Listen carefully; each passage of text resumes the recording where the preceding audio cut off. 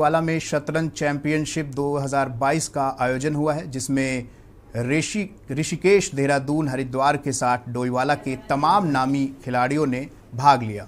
तो वहीं क्षेत्र की तमाम खेल प्रतिभाओं के साथ विभिन्न क्षेत्रों में विशेष पहचान बनाने वाले तमाम विशिष्ट लोगों का आयोजन और समिति की ओर से सम्मानित कर हौसला अफजाई किया गया। वहीं कार्यक्रम को संबोधित करते हुए मुख्य अतिथि राजन गोयल, ईश्वर चंद्र अग्रवाल और इंस्पेक्टर ललिता दास नेगी ने कहा कि इस तरह की खेल प्रतियोगिताओं से ग्रामीण अंचल में छुपी प्रतिभाएं सामने आती हैं और देश के प्रधानमंत्री का एक मिशन भी है कि खेलेगा इंडिया, जिससे हमारा क्षेत्र खेल प्रतिभाएं आगे बढ़ रही हैं। और इस तरह के आयोजन होने से जहां बच्चे खेल की ओर आकर्षित होते हैं, तो वहीं नशे से दूर रहकर अपने शरीर को फिट रखते हैं, जो क्षेत्र और राज्य के लिए एक अच्छी पहल है। जितने भी आपके साथ डेडिकेट लोग लगे हुए थे, क्रीड़ा भारती के, पंचवटी खेल, प्रदूषण बोर्ड के और जो भी लगे थे, उनका मैं विशेष करके धन्यवाद देना चाहता हूं। और आपने जो आज बच्चों को, जो क्षेत्र के बच्चों को आपने सम्मान दिया है, उसमें मैं पूर्ण विश्वास से कहना चाहता हूं कि हमारे क्षेत्र की जो प्रतिभाएं हैं वो आगे आएंगी और अच्छा खेलेंगे। और जो भी खेल से सरकार ने फैसिलिटीज़ करी हुई है उसका सदुपयोग करेंगे। हमारे डोईवाला क्षेत्र में क्रीड़ा भारती के द्वारा और हमारे स्थानीय युवा साथियों के द्वारा जो है यहाँ पे एक शतरंज प्रतियोगिता का आयोजन किया गया और विभिन्न क्षेत्रों में जो खेल की विभिन्न प्रतिभाओं को जो है सम्मानित किया गया। उसके लिए जो है मैं सभी प्रतिभाओं को वो देता हूँ, शुभकामनाएं देता हूँ और इसके आयोजनकर्ताओं को भी अपनी बधाई और शुभकामनाएं देता हूँ। वहीं खबर रुड़की से है, जहां ओम श्री हर महादेव सेवा मंडल द्वारा गणेश महोत्सव कार्यक्रम को लेकर पत्रकार वार्ता का आयोजन किया गया। इस मौके पर मंडल के अध्यक्ष कमल चावला ने बताया कि नेहरू स्टेडियम में 31 से 2 सितंबर तक बड़े धूमधाम से गणेश महोत्सव मनाया जाएगा, जिसमें बच्चों के द्वारा भी कार्यक्रम प्रस्तुत किए जाएंगे। उन्होंने बताया कि 31 अगस्त सुबह 8 बजे मूर्ति स्थापना की जाएगी। 1 सितंबर को दिल्ली से आए कलाकारों द्वारा रंगारंग कार्यक्रम प्रस्तुत किए जाएंगे और 2 सितंबर को दोपहर 2 बजे से भंडारे का आयोजन किया जाएगा और शाम 6 बजे शोभा यात्रा व मूर्ति विसर्जन किया जाएगा। वहीं सेवा मंडल के संरक्षक सचिन गुप्ता ने बताया कि जितने बच्चे कार्यक्रम में प्रतिभाग करेंगे, उसमें से प्रथम को 1000, द्वितीय पुरस्कार 5100 का नगद पुरस्कार दिया जाएगा और सभी प्रतिभाग करने वाले बच्चों को सांत्वना पुरस्कार भी दिया जाएगा। मैं पिछले कोई 5-6 साल से ये प्रोग्राम कर रहा हूँ। 2 साल से कोरोना काल होने की वजह से मैं अपनी दुकान पे ये गणेश चतुर्थी का प्रोग्राम करते थे, जिसमें हम गणेश जी को विराजमान करते हैं 2 दिन के लिए, जिसके अंदर सुबह स्थापित होते हैं। 8 से 9 बजे का टाइम है। उसके बाद शाम को 6 बजे से लेके 7 बजे तक गणेश जी की आराधना होगी। उसके बाद एक कंपटीशन रखा है, हमने न्यू कंपटीशन रखा है रुड़की शहर के अंदर, जिसके अंदर एक कैश प्राइज अमाउंट भी रखा गया है।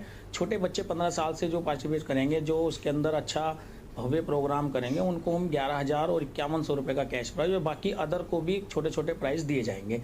इस तारीख को हम गणेश जी की स्थापना करेंगे। जो ये कार्यक्रम है, भव्य कार्यक्रम जो हम करने जा रहे हैं भगवान श्री गणेश को लेके, ये नेहरू स्टेडियम में किया जाएगा और उसमें जो है सुबह को पूजा अर्चना होगी, उन्हें स्थापित किया जाएगा। उसके बाद शाम को एक रंगारंग कार्यक्रम है, बच्चों का कार्यक्रम है, जिसके बारे में आपको कमल चावला जी जो हैं बता देंगे विस्तार पूर्वक। हमारे साथ हमारे पंडित जी जो इस पूरे कार्यक्रम की रूपरेखा देखेंगे और वहाँ पे स्थापित करने से लेकर और विसर्जन तक का जो रहेगा वो पंडित जगदीश जी के द्वारा रहेगा। वहीं खबर हरिद्वार से है, जहां 2 दिन पहले सिडकुल थाना क्षेत्र के नावोदय नगर में हुई मारपीट को लेकर नावोदय नगर वासियों ने थाना सिडकुल का घेराव किया। पक्षों में हुई मारपीट को लेकर नावोदय नगर वासियों ने थाना सिडकुल का घेराव करते हुए आरोपियों की गिरफ्तार की मांग की है।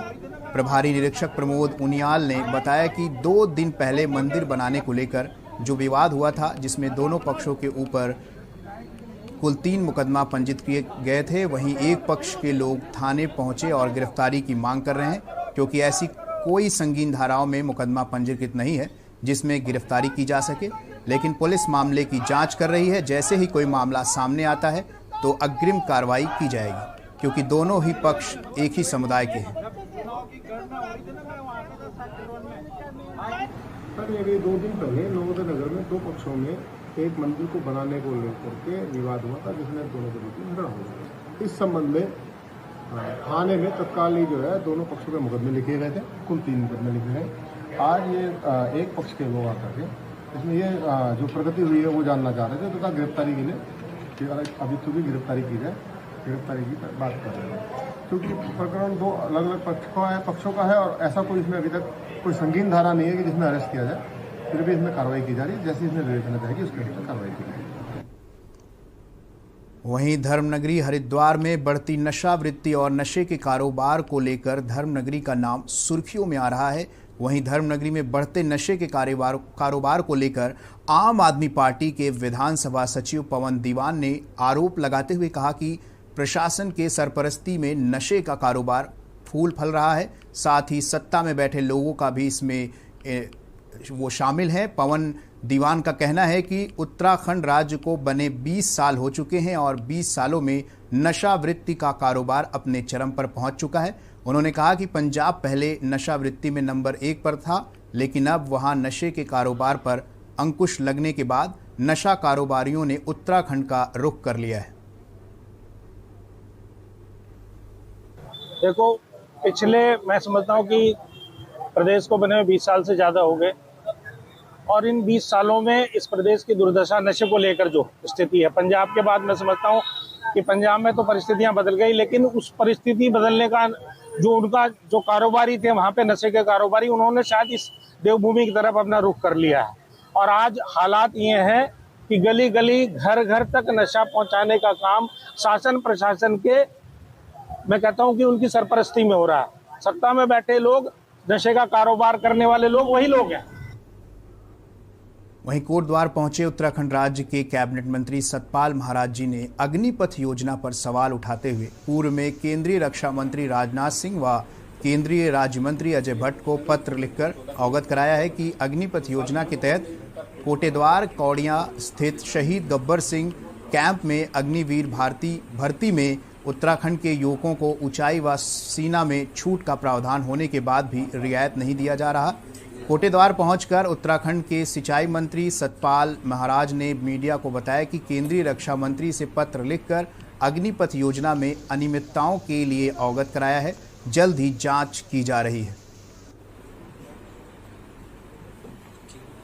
अग्नि की भर्ती शॉर्ट सर्विस कमीशन की तरह है और इसका मैं स्वागत करता हूं। मैंने केवल ये मुद्दा उठाया कि जो हमें रिलैक्सेशन मिलता था हाइट में और चेस्ट में मिलता था, और पुलिस की भर्ती में भी हमें चेस्ट और हाइट में रिलैक्सेशन मिलता था, वो रिलैक्सेशन मिलना चाहिए। मैंने रक्षा राज्य मंत्री जी से और रक्षा मंत्री जी को भी चिट्ठी लिख करके अवगत कराया। दूरभाष से भी मैंने अजय भट्ट जी जो हमारे रक्षा राज्य मंत्री उनको अवगत कराया। उन्होंने कहा इसका हम परीक्षण करा रहे हैं, जाँच करा रहे हैं। अब मुझे लगता है इसमें सुधार हुआ होगा निश्चित रूप में उसके बाद, और आगे भी सुधार होगा, ऐसी मेरी कामना है। वहीं खबर हरिद्वार से है, जहां उत्तराखंड के राज्यपाल गुरमीत सिंह हरिद्वार दौरे पर हैं। हरिद्वार पहुंचे राज्यपाल ने निष्काम सेवा आश्रम में चल रहे अग्रवाल समाज के कार्यक्रम में शिरकत की। इस दौरान कैबिनेट मंत्री प्रेमचंद्र अग्रवाल समेत अन्य भाजपा नेता भी कार्यक्रम में मौजूद रहे। कार्यक्रम में लोगों को संबोधित करते हुए राज्यपाल ने कहा कि अग्रसेन महाराज ने मानवता और सेवा के क्षेत्र में अनेकों कार्य किए हैं। उनके द्वारा शिक्षा, चिकित्सा और सेवा के क्षेत्र में कई योगदान दिए गए हैं। हम सभी को उनसे प्रेरणा लेकर जनहित के काम में जुटना चाहिए।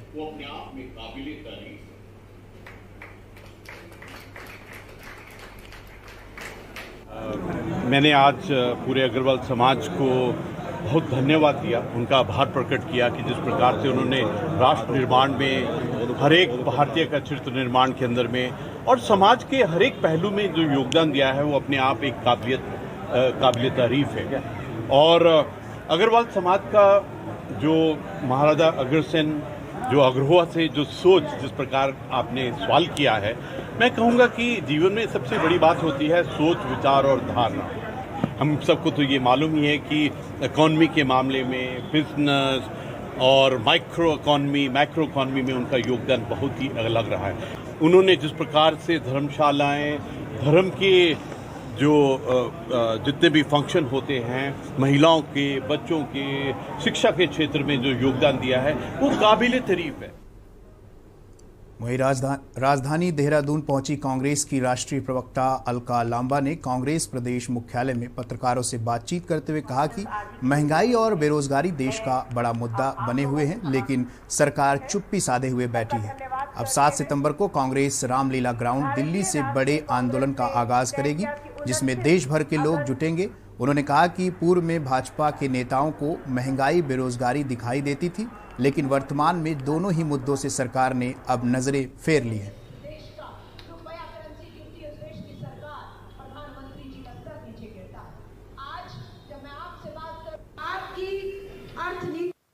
कि केंद्र की भाजपा सरकार ने पेट्रोल और डीजल पर पिछले 8 सालों में एक्साइज पर ड्यूटी बढ़ाकर 27 लाख करोड़ रुपया गरीब मध्यम वर्गीय स्कूटर बाइक चलाने वाले उनकी जेब से निकाला है। आज हम सब एक बार फिर से दबाव बना रहे हैं। उत्तराखंड की जनता से आपके माध्यम से निवेदन करना चाहती हूं, हम 4 तारीख को सितंबर को महंगाई के खिलाफ हल्ला बोल रामलीला मैदान में होंगे। लाखों देश का कार्यकर्ता दिल्ली राजधानी पहुंच रहा है। दिल्ली की सरकार, तानाशाह सरकार, असंवेदनशील सरकार पे दबाव बनाने के लिए लोगों से कहूंगी, हिम्मत मत हारिएगा, ताकत दीजिए भारतीय राष्ट्रीय कांग्रेस को, उसकी इस लड़ाई को। ये जो लड़ाई आपके लिए लड़ी जा रही है,